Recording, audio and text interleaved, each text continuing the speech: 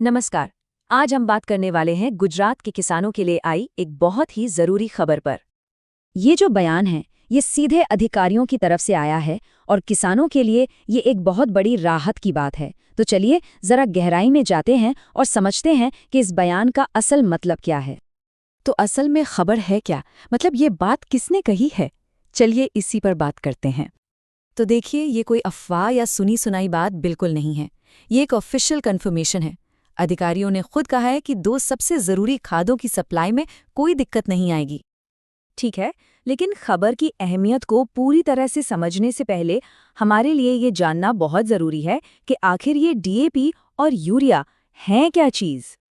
तो सवाल यही उठता है कि ये डीएपी और यूरिया क्या हैं और खेती के लिए इनकी इतनी ज्यादा जरूरत क्यों पड़ती है। आइए इसी को समझते हैं।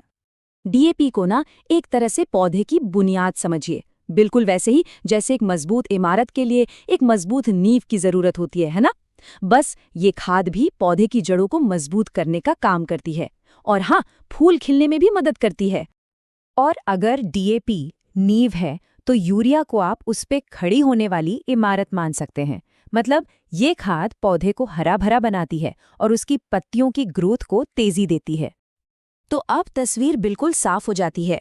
इन दोनों खादों के काम एकदम अलग अलग हैं, पर दोनों ही बहुत जरूरी हैं।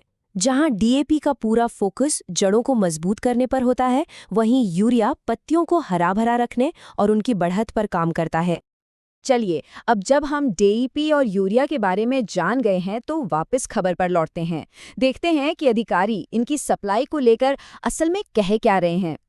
तो अधिकारियों ने दो शब्द इस्तेमाल किए हैं, पर्याप्त स्टॉक और नियमित आपूर्ति।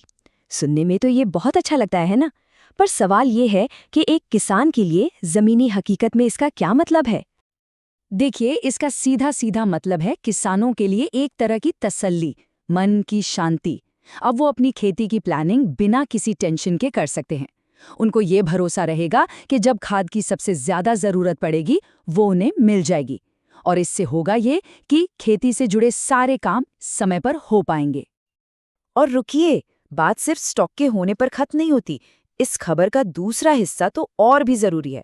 वो ये कि सप्लाई नियमित तौर पर ग्रामीण सहकारी समितियों तक पहुंच भी रही है। मतलब माल सिर्फ गोदाम में रखा नहीं है, बल्कि उसको किसानों तक पहुंचाने का जो पूरा सिस्टम है ना, वो भी ठीक से काम कर रहा है। तो चलिए अब इन सभी डॉट्स को कनेक्ट करते हैं और देखते हैं कि ये पूरी सप्लाई चेन, मतलब गोदाम से लेकर खेत तक, असल में काम कैसे करती है। ये पूरा प्रोसेस ना बहुत सिंपल है। स्टेप 1, अधिकारी कंफर्म करते हैं कि स्टॉक पूरा है। स्टेप 2, इसके बाद रेगुलर सप्लाई शुरू हो जाती है। स्टेप 3, ये सप्लाई पहुंचती है गांवों की सहकारी समितियों तक। और फाइनली स्टेप 4, वहां से ये किसानों के लिए उपलब्ध हो जाती है।